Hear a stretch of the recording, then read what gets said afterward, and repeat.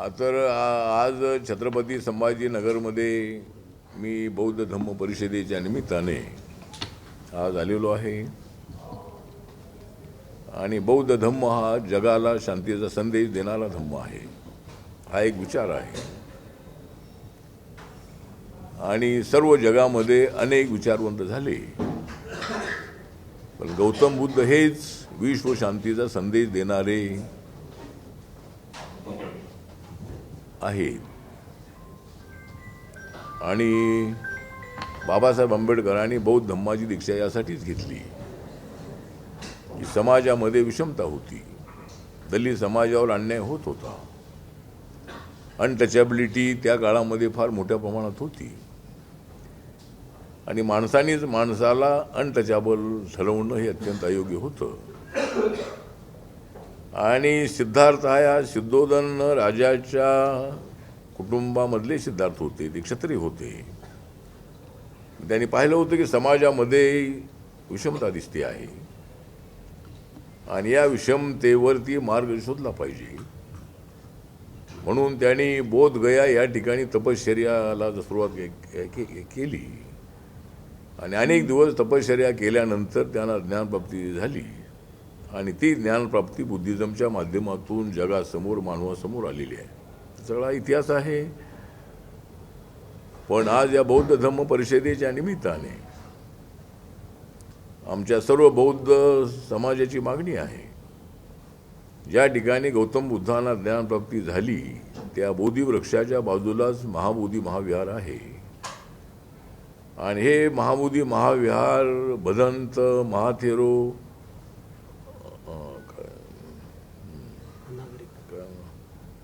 अनागारी जे श्रीलंकेचे होते ते मोठे बौद्ध भिक्खू होते, ते त्या ठिकाणी 1600-1700च्या त्या काळामध्ये आले आणि त्यांनी त्या ठिकाणी ते बुद्ध मंदिर बांधलेलं आहे।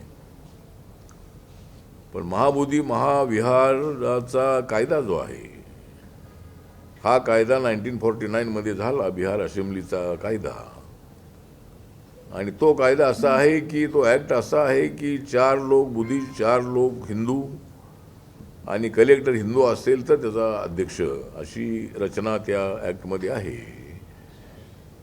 तर आता आमची म्हणजे सगळ्या बौद्धांची मागणी अशी आहे की त्या ठिकाणचे सगळे ट्रस्टी बुद्धिस्ट असावे, त्याचा चेअरमन बुद्धिस्ट असावा आणि हा 1949चा जो ॲक्ट आहे हा ॲक्ट बाबासाहेबांनी संविधान दिलं 26 नोव्हेंबर 1949ला ड्राफ्ट, आणि त्यानंतर 2 महिन्यानंतर 26 जानेवारी 1950ला संविधान स्वीकारण्यात आलं। तर त्याच्या अगोदरचा ॲक्ट आहे। त्यामुळं बिहार सरकारकडं आम्ही मागणी केलेली आहे। मी माननीय मुख्यमंत्री नितीश कुमार यांना भेटलेलो आहे, त्या ठिकाणचे गव्हर्नर यांना भेटलेलो आहे, त्यानंतर माननीय प्रधानमंत्री नरेंद्र मोदी यांना सुद्धा मी निवेदन 4 महिन्यापूर्वी दिलेलं आहे। आणि आमच्या सर्व बौद्धांची मागणी अशी आहे की कुणावर अन्याय करण्याची भूमिका आमची नाही। घोरपडे खुर्ची पत्रकार आहेत ना, पत्रकार आहेत, तुम्ही तिकडे बघा घोरपडे त्यांना पत्रकारांना। तर आमची मागणी अशी आहे की ते सगळेच ट्रस्टी बुद्धिस्ट असावेत आणि त्या ॲक्टमध्ये अमेंडमेंट करण्याचा निर्णय माननीय नितीश कुमार सरकारने घ्यावा। यासाठी मी परवा बोधगया या ठिकाणी होतो आणि त्या ठिकाणी जवळजवळ 40 देशाचे बौद्ध भिक्खू उपस्थित होते आणि बोधिवृक्षाच्या समोरच असणाऱ्या त्या जागेमध्ये एक मोठी संमेलन झालं आणि त्यामध्ये शेकडो भिक्खू त्या ठिकाणी उपस्थित होते। तर आमची मागणी अशी आहे की या ॲक्टमध्ये बदल करावा आणि सगळे ट्रस्टी बुद्धिस्ट असं, एवढीच आमची मागणी आहे। दुसरा विषय आहे तो अनुष्का पाटोळे ही एक मातंग समाजाची मुलगी, 11 वर्ष 5-6 महिन्याची ती मुलगी होती आणि जवाहर नवोदय विद्यालयामध्ये लातूरला ती शिकत होती, परंतु तिच्यावरती काही चोरीचा आळ घेण्यात आला आणि त्या ठिकाणच्या काही स्टाफनी तिला फार मोठ्या प्रमाणामध्ये मारहाण केली, तिची मारहाण केली. आणि त्यामुळं त्याच रात्री ती ज्यावेळेला त्यांना मारत होते त्यावेळेला तिची आई सांगत होती की एकदम अशी होती, म्हणजे माझ्यावर अन्याय होतो आहे, मी दलित आहे म्हणून तुम्ही मला मारत आहात आणि मी चोरी केलेली नाही आहे. पण तरीसुद्धा तिला बरीच मारहाण करण्यात आली. आणि एसपींच्या बरोबर मी परवा रात्री लातूरमध्ये अर्धा तास चर्चा केली. एसपींचं म्हणणं असं आहे की ती आत्महत्याच आहे, पण ज्यांच्यामुळं त्यानं आत्महत्या केलेली आहे त्यांना आम्ही जेलमध्ये टाकलेलं आहे, त्यांना अद्याप जामीन मिळाला नाही. पण 2च लोकांवरती ती केस घेण्यात आलेली आहे. पण त्या ठिकाणचे जे प्रिन्सिपल आहेत, मुख्याध्यापक जे आहेत आणि इतरही जो जबाबदार असणारा स्टाफ आहे त्यांच्यावर सुद्धा कारवाई होणं अत्यंत आवश्यक आहे. काल मी टाका नावाचं जे गाव आहे, टाका हे गाव औसा तालुक्यामध्ये आहे, लातूर जिल्ह्यामध्ये, त्या मुलीच्या आईबरोबर माझी चर्चा, त्यांना मी भेटलो आणि आईंबरोबर चर्चा केल्यानंतर आईचं म्हणणंच असं आहे की ही आत्महत्या नसून ती हत्या आहे आणि त्याची चौकशी झाली पाहिजे. म्हणून त्यांना मी आश्वासन दिलेलं आहे की मी मुख्यमंत्र्यांना पत्र लिहिणार आहे आणि या प्रकरणाची CID मार्फत चौकशी झाली पाहिजे. आणि तिच्या आईनं ही माहिती दिली ती अत्यंत महत्त्वाची आहे की तिनं गळफास गळफास घेतल्यानंतर ताबडतोब तिच्या आईला त्याच्या वडिलांना बोलवायला हवं होतं, पोलिसांना त्या ठिकाणी बोलवायला हवं होतं. पण त्यांच्या आईवडिलांना बोलावलं नाही, पोलीस नाही बोलावलं नाही. तर ती बॉडी जी आहे ती बॉडी एका गाडीमध्ये मागच्या डिकीमध्ये टाकून ती बॉडी हॉस्पिटलला नेण्यात आली, अशी माहिती तिच्या आईची आहे. वास्तविक अशा पद्धतीनं करणं चूक आहे आणि म्हणून याच्या पाठीमागे घातपातच असावा अशा पद्धतीची शंका तिच्या आईला तर आहेच आहे. पण मला सुद्धा ही सगळी स्टोरी ऐकल्यानंतर मला सुद्धा शंका आली की अशा पद्धतीचा प्रकार घडल्यानंतर अशी बॉडी त्यानं उचलून हॉस्पिटलला नेण्याचा अधिकार नाही आहे. त्याने आईवडिलांना बोलवायला हवं होतं, पोलिसला बोलवायला हवं होतं. तर असं घडलं नाही आणि ती बॉडी त्या ठिकाणी आपल्या हॉस्पिटलमध्ये कुठं ठेवतात ती बॉडी, मर्च्युरीमध्ये. तर ती बॉडी हॉस्पिटलमध्ये ती ठेवली आणि नंतर मग त्यांच्या आईवडिलांना बोलवण्यात आलं. तर या प्रकरणामध्ये हे कुटुंब अत्यंत मोलमजुरी करणारं कुटुंब आहे. मुलगी अत्यंत हुशार होती आणि तिला मेरिटमध्ये त्या ठिकाणी 6वीला ॲडमिशन मिळालं होतं आणि तिचे आईवडील हे मजुरी करणारे मातंग समाजाचे आहे. तर आम्ही RPIच्या वतीनं त्यांना 1 लाखाची मदत आम्ही त्यांच्या कुटुंबाला देणार आहोत आणि समाज कल्याण खात्याची 4 लाखाची मदत त्यांना मिळालेली आहे. आणि मुख्यमंत्र्यांच्या फंडातूनही काही रक्कम त्यांना मिळवून देण्याचा आपण प्रयत्न करणार आहोत.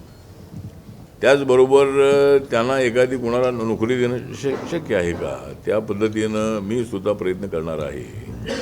आणि त्या कुटुंबाच्या पाठीमागं आमचा रिपब्लिकन पक्ष आहे आणि घटना झालेली अत्यंत दुर्दैवी आहे, अत्यंत गंभीर आहे आणि याच्यामध्ये काहीतरी लपवण्याचा प्रयत्न केला गेल्याची शक्यता आहे.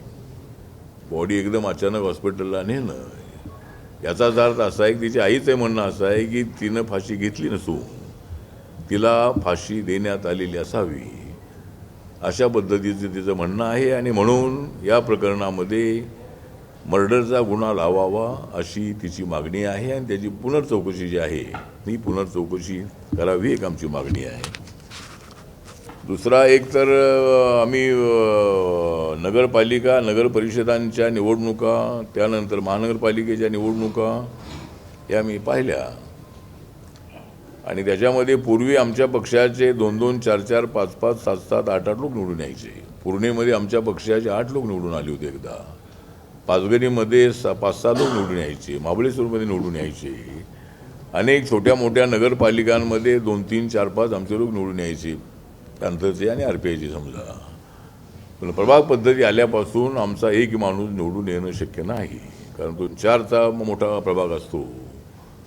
त्यामुळं आमच्या पक्षाच्या वतीनं माननीय मुख्यमंत्र्यांकडे आमची मागणी आहे की प्रभाग पद्धतीमुळं काय फार वेगळा विशेष फायदा आहे असं नाही आहे. तिथं 4 नगरसेवक असतातच.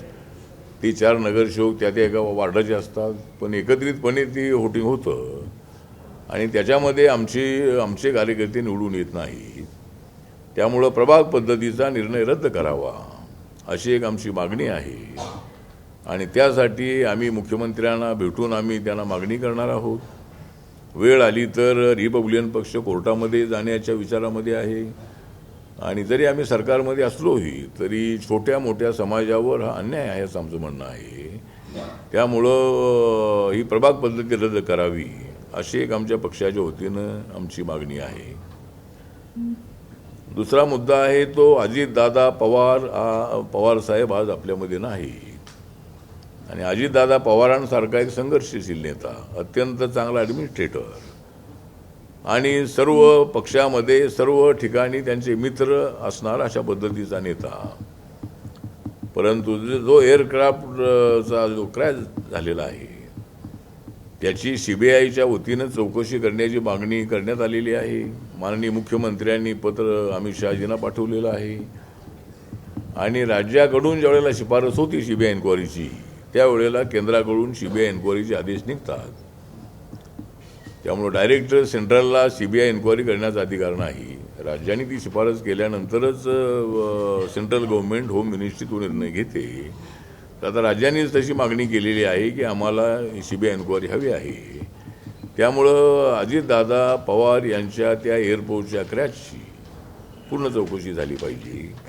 त्याच्या पाठीमागे काय घातपात आहे का त्याची चौकशी झाली पाहिजे. त्यानंतर एअरक्राफ्ट कंपनीच्या संबंधामध्ये सुद्धा अनेक प्रश्नचिन्ह निर्माण झालेले आहेत. रोहित पवार आणि मिटकरी आणि बाकीच्या अनेक लोकांनी शंका व्यक्त केलेल्या आहेत आणि राजीव गांधींसारखी ही हत्या आहे असं सुद्धा मिटकरी साहेब म्हणत आहेत. पण त्या मताशी आम्ही सहमत नाही. अजितदादा गेल्याचं आम्हाला दुःख आहेच आहे, पण अजितदादांचे दुश्मन कोणी नव्हतेच.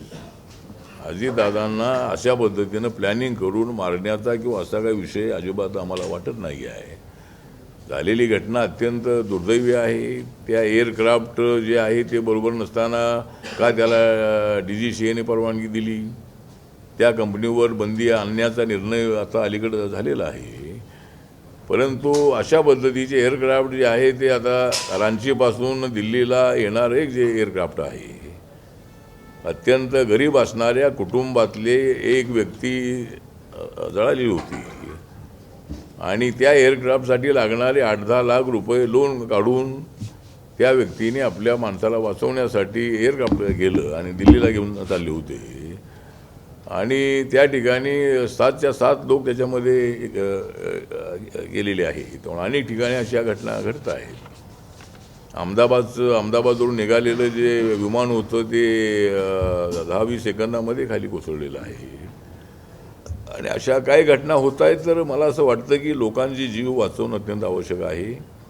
त्यामुळे सिव्हिल एव्हिएशन डिपार्टमेंटनी स्ट्रिक्ट अशा पद्धतीची नियमावली बनवावी आणि जे एअरक्राफ्ट बरोबर नाही त्यांना उडण्याची परवानगी अजिबात देता कामा नये अशा पद्धतीची आमची मागणी आहे. आणि या प्रकरणाची संपूर्ण चौकशी झाली पाहिजे, पण याच्यामध्ये काय घातपात असावा असं मला अजिबात वाटत नाही.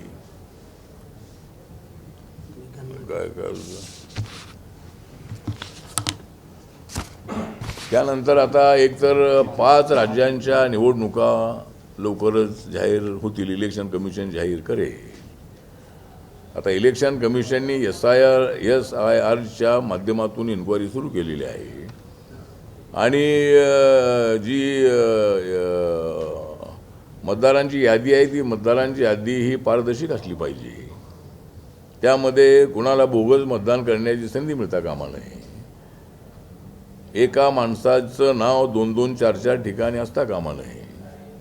एकाच पत्त्यावर 50-50 लोकांची नावं असता कामा नये. म्हणजे एका कुटुंबामध्ये कुठं 50 माणसं फार जॉईंट फॅमिली असेल तर असू शकतात, पण अशा पद्धतीची माहिती आहे की 20/25च्या घरामध्ये राहणाऱ्या पत्त्यावर सुद्धा 40-50 लोकांची नावं असण्याचे काही प्रकार समोर आलेले आहे. तर या सगळ्या बाबींची चौकशी इलेक्शन कमिशननी करावी आणि अशा बोगस लोकांनी नावं जी नोंदवलेली आहेत त्यांना त्या लिस्टमधून बाहेर काढलं पाहिजे. त्यानंतर ज्यांचा मृत्यू झालेला आहे अशा लोकांची अनेक नावं, हजारो नावं त्या लिस्टमध्ये असतात, ती नावं त्याच्यातून बाहेर काढली पाहिजे आणि जे खरे मतदार आहे त्यांची नावं त्या लिस्टमध्ये अंतर्भूत असली पाहिजे. त्याचबरोबर काही लोकांनी चुकीची पेपर देऊ आपली नावं एका ठिकाणी नाही 2-2, 4-4 ठिकाणी काही लोकांची नावं आहेत. आता आमचा मुंबईत राहणारा जो माणूस आहे, आमचा मराठी माणूस, तो रत्नागिरीचा असेल, सांगलीचा असेल किंवा संभाजीनगरचा असेल, अकोल्याचा असेल, तर त्यांचं नाव मुंबईमध्ये असतं आणि तिकडे असतं. मग सगळ्यांचं असतं असं नाही आहे, पण अशी काही नावं आहेत. एका माणसाला एकाच ठिकाणी मतदान करण्याचा अधिकार आहे. त्यामुळं जर एका माणसाची नावं 2-3 ठिकाणी असतील तर त्याची एन्क्वायरी होणं आवश्यक आहे. आणि चुकीचे पेपर देऊन जो कोणी बांगलादेशातला आहे, पाकिस्तानमधला आहे किंवा आणि कुठल्या देशातला आहे, तर तो जर खरोखर इथला नागरिक झाला असेल तर ठीक आहे. पण चुकीचे पेपर देऊन जर असं झालं असेल तर त्यांचे नावं त्याच्यातून काढण्याच्यासाठी SIR आहे. ममता बॅनर्जी मॅडमच्या मताशी आम्ही सहमत नाही. राहुल गांधींच्या सातत्यानं लिस्टबद्दल शंका घेण्याच्या भूमिकेशी आम्ही सहमत नाही. तर SIR जो आहे तो खऱ्या मतदारांना मतदान करण्याचा अधिकार देण्यासाठी आहे. आणि आता 5 राज्यांच्या निवडणुका होत आहेत. आता वेस्ट बेंगॉल, आसाम, तामिळनाडू, केरळ आणि पांडिचेरी. त्या 5 राज्याच्या निवडणुकांमध्ये माझ्या पक्षाला RPIला गन्ना किसानीशी बॉल मिळालेला आहे. आणि सध्या माझा जो ग्रुप आहे RPI आहे, त्या RPIला नागालँडमध्ये 2 आमदार आहेत, तिथं आम्हाला मान्यता आहे. मणिपूरमध्ये आमच्या पक्षाला लोकसभेत 1.5 लाख मते मिळाली, तिथं आम्हाला मान्यता आहे. आणि आता आमच्या पक्षाला जर 2 ठिकाणी मान्यता मिळाली, तर अंदमान निकोबारमध्ये आमचा पक्ष आहे, तिथं 3,80,000 त्या ठिकाणी पॉप्युलेशन आहे आणि मतदार एक 2,60,70,000 आहेत. तर अंदमान निकोबारमध्ये सुद्धा पुढच्या वेळेला आम्हाला त्या ठिकाणी मान्यता मिळू शकते. त्यानंतर लक्षद्वीपमध्ये एक 75-80 हजाराचीच लोकसंख्या आहे. लक्षद्वीप जे केंद्रशासित आहे आणि त्या ठिकाणी आमचा ग्रुप काम करतो आहे. त्यामुळे तिथे जर आम्ही लोकसभेला जागा लढवली तर तिथे सुद्धा आम्हाला 10% जास्त मतं मिळू शकतात. त्यानंतर पांडिचेरीमध्ये सुद्धा आमचा पक्ष आहे, ते छोटं राज्य आहे. तर अजून 2 राज्यामध्ये जर आमच्या पक्षाला 60% जास्त मतं मिळाली तर देशामध्ये 4च पक्ष सेंट्रल लिस्टमध्ये आहेत. त्यामध्ये BJP नंबर 1ला आहे, काँग्रेस नंबर 2ला आहे, बसपा नंबर 3ला आहे आणि 4 नंबरला आम आदमी पार्टी आहे. तर जर आम्हाला 2 राज्यामध्ये मान्यता मिळाली तर आमचा RPI जो आहे तो राष्ट्रीय पातळीवरला मान्यता मिळालेला पक्ष असेल. माझा प्रयत्न पुढच्या काळामध्ये असा आहे की मला नरेंद्र मोदीच्या मंत्रिमंडळामध्ये जाण्याची संधी मिळाल्यानंतर बाहेरच्या प्रत्येक राज्यामध्ये पक्ष वाढवण्यामध्ये मला अत्यंत चांगलं यश मिळालेलं आहे. आणि माझा पक्ष सर्व जाती जमातीचा पक्ष आहे. सगळ्या राज्यामध्ये अनेक जातीचे लोक आहेत. नॉर्थ ईस्टमध्ये पूर्वीच RPI नव्हता, जो 3 ऑक्टोबर 57ला स्थापन झालेला जो पक्ष होता, तर तो पक्ष त्या ठिकाणी नव्हता. बहुजन समाज पार्टी त्या ठिकाणी नाही. पण माझ्या पक्षाच्या शाखा तिथे नागालँड, मणिपूर, आसाम, मेघालय, त्रिपुरा, अरुणाचल प्रदेश, सिक्कीम या सर्व राज्यामध्ये माझ्या पक्षाच्या शाखा आहेत. त्यामुळं मला पक्ष वाढवण्यासाठी त्याचा चांगला उपयोग झालेला आहे. पण महाराष्ट्रामध्ये मात्र आम्हाला तेवढी संधी मिळत नाही आहे. महाराष्ट्रामध्ये जागा आम्हाला दिल्या जात नाही आहेत. एकतर या ठिकाणी संभाजीनगरमध्ये सुद्धा रिपब्लिकन पक्षाला जागा दिली नाही आणि एक जागा दिली ते सगळ्यांशी चर्चा करून ती द्यायला हवी होती. मला वाटतं काय आपला गायकवाड नागराज गायकवाड आमचाच कार्यकर्ता होता, पण आमच्या टीमशी चर्चा करून बाबा ही जागा RPIला आम्ही सोडत आहोत आणि त्याने आमच्या सिम्बॉलवर लढावं. ठीक आहे, त्यांच्या सिम्बॉलवर लढलो तर आमचा कार्यकर्ता BJPत जातो असं अजिबात नाही आहे. पण माझं कार्यकर्त्यांना नम्र निवेदन आहे की ज्या जागा मिळतील त्या जागा आपल्या चिन्हावर लढल्या पाहिजेत. मी 3 वेळेला लोकसभेचा खासदार होतो. मी काँग्रेस आणि राष्ट्रवादी सिम्बॉल घेतलं नव्हतं. मी रिपब्लिकन पक्षाच्या सिम्बॉलवर 2 वेळेला आणि एकदा मी अपक्ष पण RPIचा म्हणून मी त्या ठिकाणी लढलेलो आहे. त्यामुळं मित्र पक्षांच्या सिम्बॉलवरती लढणं म्हणजे आपल्या पक्षाची प्रतिमा जे आहे म्हणजे आपल्या पक्षाचं नाव कुठे येत नाही आहे. जरी आता आमचे नगरपालिकेला 50-60 लोक निवडून आलेले आहेत, पण कोण कुठल्या सिम्बॉलवर निवडून आलं हे काय लक्षात येत नाही आहे. म्हणजे कोणी आपल्या घड्याळावरून निवडून आलेला आहे, कमळावर निवडून आलेला आहे, धनुष्यबाणावर निवडून आलेला आहे, पण तो RPIचाच आहे. तो काय कुठल्या त्यांच्या पक्षात गेला असं नाही आहे. तर एक कार्यकर्त्यांनी सुद्धा विचार करणं आवश्यक आहे की आपण मित्रपक्षांच्या बरोबर राहायचं आहे, पण त्यांच्या सिम्बॉलवर आपण लढता कामा नये असा आपला प्रयत्न असला पाहिजे. त्यानंतर आपल्या महात्मा फुले मागासवर्गीय महामंडळाची एक 2-3 वर्षापासून जी NSFDCची प्रकरणं आहे ती प्रलंबित आहेत. 5 लाख, 10 लाख, 15 लाख, 20 लाख, 25 लाख, 30 लाखाची प्रकरणं आहेत. तर त्यामध्ये अडचणी आहे. मी त्यासाठी प्रयत्न केला आणि पण महाराष्ट्र सरकारची गॅरंटी जी आहे ती लवकर मिळत नव्हती. त्यामुळं आमच्या सगळ्यांच्या प्रयत्नांनी, संजय शिरसाट यांच्या प्रयत्नांनी त्याला 300 कोटीची गॅरंटी मिळालेली आहे.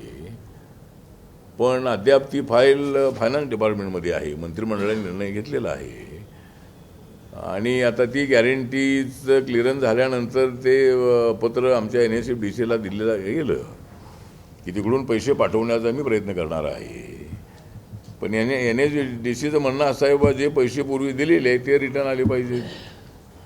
म्हणजे पूर्वी ज्या लोकांना लोन दिलेलं आहे त्या लोकांचं काहीतरी लोन रिटर्न आलं पाहिजे. सगळे पैसे आपण देत राहणार आणि रिटर्न काहीच देत नसेल तर पैसे देऊन का उपयोग नाही आहे. त्यामुळं आता अधिकाऱ्यांनी सुद्धा ज्यांना कर्ज दिलेलं आहे त्यांचं रिपेमेंट हळूहळू का असेना त्यांनी रिटर्न आणलं पाहिजे.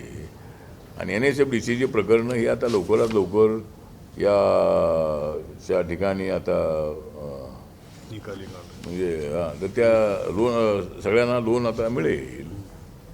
आणि आता जे इंडो-US डील जे आहे ते जे झालेलं आहे त्याचा विरोध काय लोक करतायत तो अत्यंत बालिशपणा आहे. मला वाटतं की देशाचा व्यापार वाढवायचा असेल, लोकांना रोजगार द्यायचा असेल तर अशा पद्धतीचे ॲग्रीमेंट दुसऱ्या देशांबरोबर होणं अत्यंत आवश्यक असतं. आणि अलीकडे मेड इन इंडियाच्या माध्यमातून मोठ्या प्रमाणामध्ये एक्सपोर्ट अनेक पद्धतीचा माल होतो आहे. आणि अमेरिकेमधल्या डीलमुळं मोठ्या प्रमाणात हा डील 45 लाख कोटीचा आहे. यावर्षीचं आपलं बजेट 26-27 53 लाख कोटीचा आहे. आणि अमेरिकेबरोबरच्या डीलचा जो आकडा आहे तो 45 लाख कोटीचा आहे. त्यामुळे या डीलला विरोध करणं योग्य नाही असं आपलं मत आहे. आणि राहुल गांधीजी पुन्हा या डीलचा विरोध करतायत हे योग्य नाही आहे. अपोजिशन लीडर म्हणून त्यांनी या ॲग्रीमेंटचं या डीलचं स्वागत करणं अत्यंत आवश्यक होतं. पण त्यांनी उघडे नागडे कार्यकर्ते त्या AIच्या कॉन्फरन्समध्ये पाठवून जे कृत्रिम बुद्धिमत्ता जी आहे, बुद्धिमत्ता तर आपल्याकडे आहेच आहे, पण कृत्रिम बुद्धिमत्ता जी आहे ती सुद्धा जर आपण सोबत आणली तर मानवाच्या विकासासाठी, त्या देशाच्या जगाच्या विकासासाठी त्याचा चांगला उपयोग होणार आहे. आणि नरेंद्र मोदींच्या प्रयत्नांनी AIची जी कॉन्फरन्स आहे ती दिल्लीमध्ये झाली आणि त्याला 85-86 पेक्षा जास्त देशाचे अध्यक्ष, प्राईम मिनिस्टर उपस्थित होते. आणि त्या ठिकाणी जाऊन उघडं नागडं प्रदर्शन करणं हे देशाचा अपमान करणार आहे. तुम्हाला आंदोलन करण्याचा अधिकार आहे, अगोदर तुम्ही आंदोलन केलं होतं, परंतु त्या ठिकाणी आंदोलन करून देशाची बेअब्रू करण्याचा प्रयत्न काँग्रेस पक्षाने केलेला आहे. त्यामुळं मला असं वाटतं की काँग्रेस पक्ष जर अशाच पद्धतीनं वागत असेल तर त्यांना भविष्य जे आहे ते नाही असं माझं मत आहे. आणि म्हणून हे जे डील आहे यामुळं आपल्या देशाचा मोठा फायदा आहे. लाखो बेरोजगारांना रोजगार मिळणार आहे. त्यामुळं माझा पक्ष या डीलचं पूर्णपणे समर्थन करत आहे. ज्यांना विरोध करायचा असेल त्यांनी करावा, पण माझ्या पक्षाचं या डीलला पूर्णपणे समर्थन आहे. आणि दुसरी गोष्ट, आता माझा राज्यसभेचा कार्यकाल हा 3 एप्रिलपर्यंत आहे आणि गेल्या 12 वर्षापासून मी राज्यसभेमध्ये आहे. 15 वर्ष मी लोकसभेमध्ये होतो आणि आता मला 6 वर्ष जर मिळाली तर माझं लोकसभेचं रेकॉर्ड ब्रेक होणार आहे. म्हणजे मी 18 वर्ष मी राज्यसभेमध्ये राहणार आहे. त्यामुळं मला राज्यसभा नक्की मिळेल अशी मला अपेक्षा आहे. नरेंद्र मोदींच्या सोबत माझे संबंध अत्यंत चांगले आहेत. देवेंद्र फडणवीस यांच्यासोबत माझे संबंध चांगले आहेत आणि मला ते काय टाळण्याचा विषय अजिबात येणार नाही आहे. म्हणजे अजून अधिकृत माझी घोषणा झाली नसली तरी मला नक्कीच राज्यसभा मिळेल असा मला विश्वास आहे आणि राहिलेली 6 वर्ष मी नक्कीच त्या ठिकाणी चांगल्या पद्धतीचं काम करेन असंही आश्वासन मी सर्वांना देत आहे. आणि महापालिकेमध्ये कॉप मेंबर देण्याच्या संबंधामध्ये माननीय देवेंद्र फडणवीस यांनी आश्वासन दिलं होतं. त्यामुळं ज्या ज्या ठिकाणी शक्य आहे, एवढंच नव्हे तर ज्या 29 महानगरपालिका आहेत, काही ठिकाणी मला वाटतं ऑप्शन झालेलं आहे, ज्या ठिकाणी झालेलं नाही. इथं संभाजीनगरमध्ये झालं आहे का? तर छत्रपती संभाजीनगरमध्ये एक तरी जागा आम्हाला ऑप्शन द्यावी. नंतर परभणी आहे, जालना आहे, नांदेड आहे, लातूर आहे. तर ज्या ज्या ठिकाणी आणि सर्व महाराष्ट्रामध्ये 29 महानगरपालिका जिथं आहे ती एक तरी जागा आम्हाला कॉप द्यावी अशी मागणी आपण देवेंद्रजींच्याकडे केलेली होती मागच्या वेळेला. त्यानंतर रिपब्लिकन पक्षाला एक MLC द्यावी ही मागणी आम्ही केली होती. 1-2 महामंडळाचे अध्यक्षपद मिळावीत ही मागणी आपण केलेली आहे आणि एक 40-50 तरी महामंडळाचे सदस्य हे मिळावेत आणि जिल्हा परिषद पंचायत समितीमध्येही एक मेंबर आमचा ऑप्शनमध्ये घ्यावा ही आमची मागणी आहे. त्यामुळं पाहूया, काही ठिकाणी आम्हाला ऑप्शन मिळण्याची शक्यता आहे तर ती मिळावं अशी आमची सूचना आहे. काल तुम्ही एक ट्विट केलं, त्यामध्ये प्रकाश आंबेडकरांचा देखील फोटो आहे. तुमच्या दोघांचा फोटो तुम्ही ट्विट केला आणि असं म्हटलंय की आपण सगळ्या संघटना जर एकत्र आलो तर आपली ताकद अजून जोराने वाढेल. कितीतरी पटीने माझी भूमिका आहे, पण आता ते माननीय बाळासाहेब आंबेडकरांनी त्याचा गंभीरपणे विचार करणं आवश्यक आहे की समाजाला ऐक्य हवं आहे. तुकड्या तुकड्यामध्ये विभागलेला RPI पक्ष हा लोकांनाही नको आहे. पण माझं लोकांना नम्र निवेदन आहे की तुकडे तुकडे करणाऱ्यांना जोडण्याचं काम आपण केलं पाहिजे. पुन्हा तुकडे तुकडे करणाऱ्यांना पाठिंबा देऊन पुन्हा अनेक गट निर्माण करणं हे योग्य नाही. त्यामुळे बाळासाहेब आंबेडकरांनी जर निर्णय घेतला तरच रिपब्लिकन पक्षाचं ऐक्य होऊ शकतं. आणि पूर्वी बाळासाहेबांच्या शिवाय आम्ही त्यांना बोलवलं पण ते आले नव्हते. पण रिडॉलच्या वेळेला बाळासाहेबांच्या व्यतिरिक्त सगळे गट आमच्या रेडॉल्समध्ये आले होते, रिपब्लिकन लेफ्ट डेमोक्रेटिक फ्रंटमध्ये. पण बाळासाहेब आंबेडकर आणि मी एकत्र आल्याशिवाय लोकांना ऐक्य वाटत नाही. त्यामुळं बाळासाहेबांनीच थोडासा निर्णय घ्यावा. आणि एक गोष्ट बाळासाहेबांच्या लक्षात आणून देतो की गेले अनेक वर्ष ते स्वबळावरती सगळ्या जागा लढत आहेत. 48 लोकसभा लढत आहेत, 288 किंवा त्याच्यापेक्षा कमी जास्त जागा विधानसभा इथे लढत आहेत. पण अजूनही त्यांचा पक्ष रेकग्नाइज होत नाही. पण ज्यावेळेला आम्ही 4 नेते एकत्र आलो होतो 1995मध्ये, त्यावेळेला 96च्या लोकसभेच्या निवडणुकीमध्ये आमच्या पक्षाला मान्यता मिळाली होती आणि उगवता सूर्य सिंबॉल मिळालं होतं. पण नंतर बाळासाहेब वेगळे झाले, मी वेगळं झालो, गवई वेगळे झाले, कवाडे वेगळे झाले. त्यानंतर कुठल्याही पक्षाला, आमच्या पक्षाला तर मान्यता मिळणं अवघड यासाठी आहे की 12-13 आमदार आल्याशिवाय आमच्या पक्षाला मान्यता मिळत नाही आणि 2 खासदार निवडून आल्याशिवाय मान्यता मिळत नाही. तर आमचा मित्रपक्ष BJP आम्हाला एक जागा देत नाही आहे. त्यामुळे आमच्या पक्षाला इथं महाराष्ट्रात रेकग्नायझेशन मिळणं अवघड आहे. पण बाळासाहेब आंबेडकरांच्या पक्षाला ते मिळायला हवं होतं, पण ते मिळत नाही, तेवढी मतं त्यांना मिळत नाही आहे. पण आम्ही जर एकत्रित आलो तर राज्याची मान्यता नक्की मिळेल. आणि मला सोबत घेऊन जर प्रकाश आंबेडकर पुढे गेले तर बाकीच्या राज्यामध्ये माझा गट स्ट्रॉंग आहे. त्यामुळं बाळासाहेब आंबेडकर आणि आम्ही सगळे जर एकत्रित आलो तर मला वाटतं की समाजाला एक चांगलं भवितव्य आहे. तर त्यांनी थोडा त्याचा विचार करावा, पॉलिटिकल निर्णय. बाळासाहेब असं म्हणतात की सध्या आंबेडकरवादी पक्ष म्हणजे फक्त त्यांचा वंचित आहे, बाकी सर्व पक्ष वेगवेगळ्या पक्षासोबत अलायन्स आहेत, त्यांच्यासोबत गेलेले आहेत, त्यांची भूमिका घेऊन चालतात. आंबेडकरवादी पक्ष म्हणून केवळ वंचित आता काम करत आहे, बाकी कोणीही काम करत नाही. ते सर्व पक्ष वेगवेगळ्या सोबत गेलेले आहेत. नाही, आम्ही जर कुठेही गेलेलो असलो तर आम्ही आंबेडकरवादी म्हणून तिथे गेलेलो आहोत, आणि आम्ही आंबेडकरवादी आहोत म्हणून त्याने आम्हाला सोबत ठेवलेलं आहे. तेव्हा बाळासाहेबच एकटे आंबेडकरवादी आहेत असं म्हणता येणार नाही आहे. ते मग म्हणत असतील. आणि मी देशभर नाही, मी देशाच्या परदेशामध्ये अनेक ठिकाणी गेलेलो आहे, तिथं मला आंबेडकरवादी म्हणून मला ओळखतात. त्यामुळं तेच आंबेडकरवादी आहेत असं नाही. मी चालतो का हां आपण ज्या पक्षासोबत गेले ते आंबेडकरवादी अजेंडा चालतो का? हा, ते आंबेडकरवाद मानतात. ते बाबासाहेबांचं नाव ते प्रत्येक वेळेला घेतात. संविधानाला माथा टेकून नरेंद्र मोदींनी शपथ घेतलेली आहे. त्यामुळं ते आंबेडकरवाद किंवा इंडियन कॉन्स्टिट्यूशन ते मानतात, आणि इंडियन कॉन्स्टिट्यूशन प्रत्येकाला मान्य करावंच लागेल. ज्याला देशात राहायचं आहे त्याने भारताचं संविधान मान्य केलंच पाहिजे. पक्षाची वेगळी भूमिका असू शकेल, पण सरकार म्हणून नाही. आता एकटेच विचारू नका, चला बोलतोय ठीक. नाही ना, म्हणजे एकटे सगळे प्रश्न विचारू नका. म्हणजे एक विचारा, आता एकटं म्हणजे काय डिबेट थोडाच आहे ते.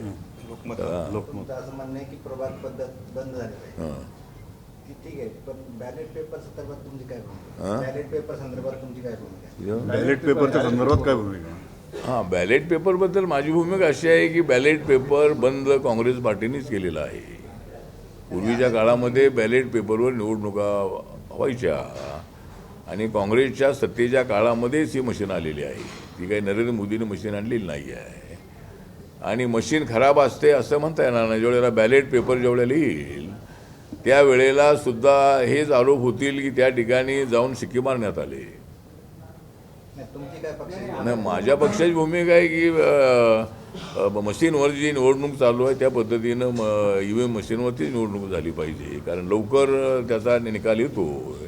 पण एखादी मशीन खराब असेल तर ती दुरुस्त करावी, आणि अशा पद्धतीनं प्रयत्न करावा. जर सगळ्यांचा निर्णय इलेक्शन कमिशन घेत असेल की बॅलेट पेपरवर निवडणुका लढायच्या, तर त्यासाठी आमची काही हरकत नाही. पण सध्या जी पद्धत चालू आहे तर त्यामुळं आता लोकसभेमध्ये 24ला त्यांना एवढ्या जागा मिळाल्या. आम्ही काय म्हटलं नाही की EVM मशीन खराब गेली होती म्हणून.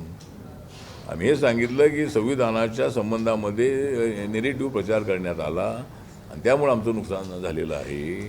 आम्ही असं म्हटलं नाही की त्यांनी असं काहीतरी केलेलं आहे, काँग्रेसने आणि अपोजिशने असं केलेलं आहे. पण ज्यावेळेला आम्हाला सत्ता मिळते त्यावेळेला ते हेच म्हणतात की बाबा यांनी असं काहीतरी केलेलं आहे. त्यामुळं लोकशाहीमध्ये जनता ज्याला पाठिंबा देते त्यांचं तो निर्णय लोकांनी सगळ्या पक्षाने मान्य करणं आवश्यक आहे. आणि BJP आणि आमच्या अपोजिशनने सुद्धा पूर्वी ते मान्य केलेलं आहे की काँग्रेसच्या बाजूनं मतदार होते त्यावेळेला त्यांना सत्ता मिळत होती.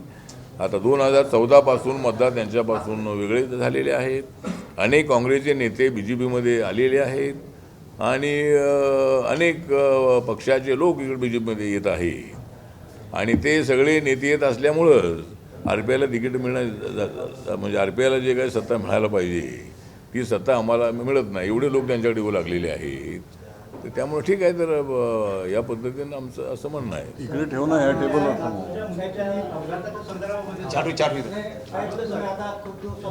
हां, बऱ्याच वर्षापासून भाजपसोबत आहे, परंतु तुम्हाला मंत्रिपद सोडलं तर महाराष्ट्रात काही मिळत नाही. किती दिवस भाजपसोबत भरपटत? नाही, मिळत नसलं तरी देशभर आम्हाला मिळतं आहे. म्हणजे भारत देशामध्ये आमचा पक्ष वाढतो आहे, आणि आता देवेंद्र फडणवीसांनी आश्वासन दिलेलं आहे की एक MLC देण्याचं, 1-2 महामंडळे देण्याचं. त्यामुळं काही ना काहीतरी आम्हाला मिळेल. आता एकतर मध्यंतरी सत्ता नव्हती, आता मध्यंतरी सत्ता आली त्यावेळेला महामंडळ झाली नाहीत 2.5 वर्ष.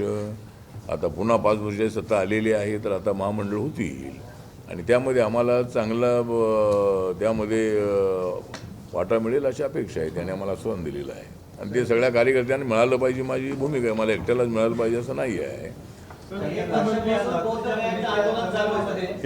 एक वर्षापासून बौद्ध गयांचं आंदोलन चालू आहे, पण केंद्र सरकार किंवा बिहार सरकारने त्याची आतापर्यंत दखल सुद्धा घेतलेली नाही, दखल घेतली नाही, कारण आता हा विषय फार अनेक वर्षांपासूनचा आहे. दखल घेतली नाही असं नाही आहे. मला नितीश कुमार यांनी सांगितले, त्याचा आम्ही अभ्यास करतो आहोत. आणि तिथं काँग्रेस पार्टीची सरकार होती, नंतर लालूजीचं सरकार अनेक वर्ष होतं, नितीश कुमार यांचं सरकार 20 वर्षापासून आहे. कधी BJP सोबत ते होते, कधी RJD सोबत ते होते. लालू प्रसाद यादव आणि रबडी देऊन सरकार अनेक वर्ष होतं.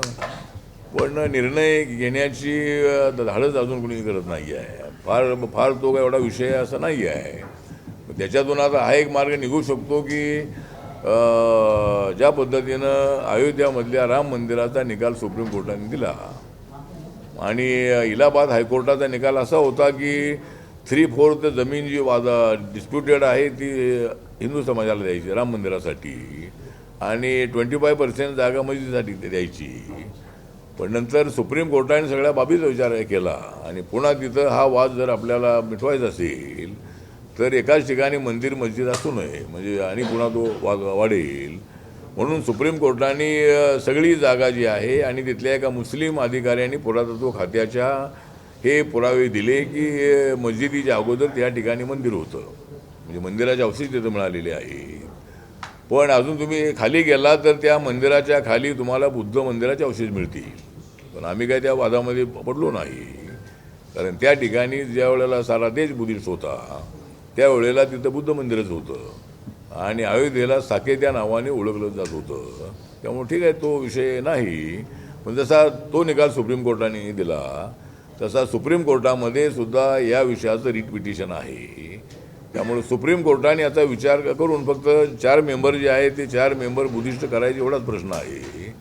त्यामुळे हा काय फार मोठा इमोशनल इश्यू नाही किंवा हिंदू धर्माला काय विरोध करणारा हा विषय असा अजिबात नाही आहे. फक्त आमचं म्हणणं आहे की बाबा बौद्ध धर्माच्या ट्रस्टमध्ये बौद्धच असावे. जर हिंदू धर्माच्या ट्रस्टमध्ये आमचे बौद्ध नाहीत, मुस्लिम धर्माच्या ट्रस्टमध्ये बौद्ध नाहीत, ख्रिश्चन धर्माच्या शीख धर्माच्या ट्रस्टमध्ये आमचे बौद्ध नाहीत, तर आमच्या ट्रस्टमध्ये बौद्धच असावे. दुसरे असू नयेत असं म्हणणं नाही आमचं, पण आमचे सगळे बौद्ध असावेत एवढंच आमचं म्हणणं आहे. तर सुप्रीम कोर्टाने जर थोडासा चांगला विचार केला तर याच्यातून मार्ग चांगला निघू शकेल किंवा मग नितीश कुमार सरकारने याचा निर्णय घेतला पाहिजे. सर, मुख्यमंत्री देवेंद्र फडणवीस ने कहा है कि अगर इतिहास सही तरीके से पढ़ाया जाएगा तो कोई भी मुस्लिम औरंगजेब का नायक नहीं मानेगा. अगर मुख्यमंत्री देवेंद्र फडणवीस ने कहा है कि अगर इतिहास सही तरीके से पढ़ाया जाए तो कोई भी मुस्लिम औरंगजेब को अपना नायक नहीं मानेगा.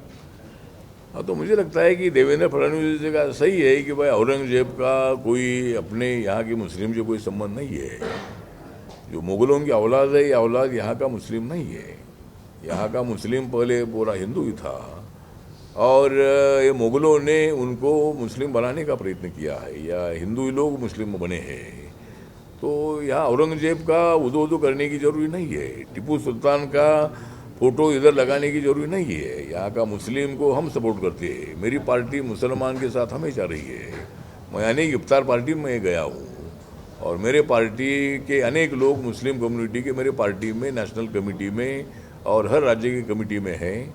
मैंने माइनॉरिटी विंग भी हर राज्य में बनाई है. तो मुझे लगता है कि इसी तरह का मुस्लिम कम्युनिटी ने भी औरंगजेब का नारा देना ठीक नहीं है और टीपू सुल्तान का फ़ोटो लगाना बिल्कुल ठीक नहीं है. उससे हिंदू मुसलमानों में दरार पैदा होती है. लेकिन मुसलमानों का प्रोटेक्शन पूरा होना चाहिए, ये भूमिका हमारी है.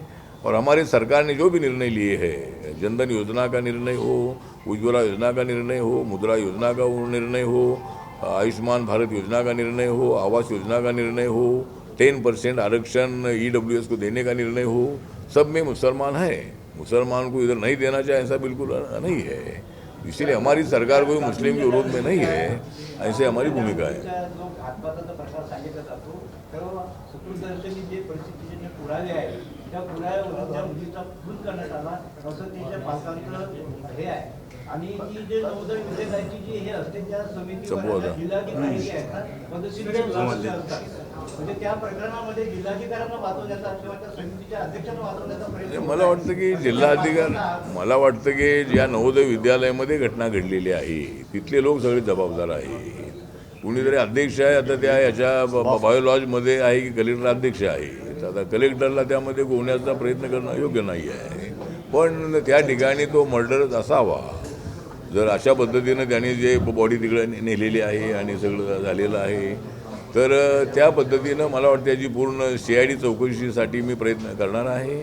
आणि त्या ठिकाणी कलेक्टर यांना जबाबदार धरून त्यामध्ये राजकारण करण्याची आवश्यकता नाही, पण अजूनही त्या ठिकाणी काही लोकांवर कारवाई होणं आवश्यक आहे आणि तो मर्डरच असावा अशा पद्धतीची शंका मला आलेली आहे. कारण म्हणून त्याची पूर्ण चौकशी CID मार्फत झाली पाहिजे आणि जे दोषी आहेत त्यांना त्यांच्यावर कारवाई झाली पाहिजे. शेवटचा प्रश्न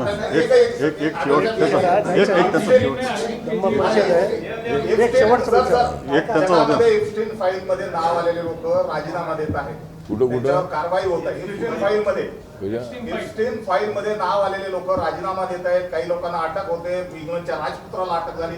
मोदीचं सुद्धा नाव आहे. हरपूरचे तुमच्या मंत्रिमंडळाचं नाव आहे. मोदींनी राजीनामा द्यावा का या प्रकरणावर? देशाचं नाव बदनाम झालेलं आहे या प्रकरणावर. नाही, बदनाम वगैरे तर झालेलं नाही. मोदी हे देशातले लोकप्रिय नेते आहेत. तिथं कुणीतरी काहीतरी चुकीचा पद्धत करून तर नाव काय टाकलं असेल काय मला माहीत नाही आहे, पण मोदीजी अत्यंत कॅरेक्टर असणारे असे नेते आहेत आणि काय ती जी फाईल आहे ती फाईल अत्यंत म्हणजे काय लोकांना बदनाम करण्याचा त्यामध्ये प्रयत्न झाला असण्याची शक्यता आहे असं मला वाटतं. शेवटचा चला हां हे तुझा थांबणार त्याचा होते शेवटचा तू थांबून CBI मामले में आम आदमी पार्टी के अरविंद केजरीवाल और मनोज सिसोदिया को बरी कर दिया गया है, उसके बारे में आप क्या कहें? नहीं, ठीक है. अभी जो CBI कोर्ट ने जो निर्णय दिया है उसका हम आदर करते हैं और जब सरकार के पास एविडेंस थे तब CBI में उसकी इन्वेस्टिगेशन चल रहा था.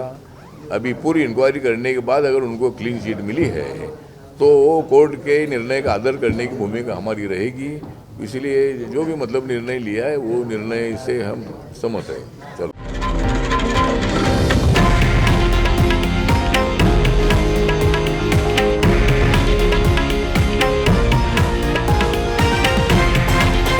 हे आहे देशातील नंबर 1 न्यूज नेटवर्क आणि आपण पाहत आहात TV9 मराठी, एकमेव.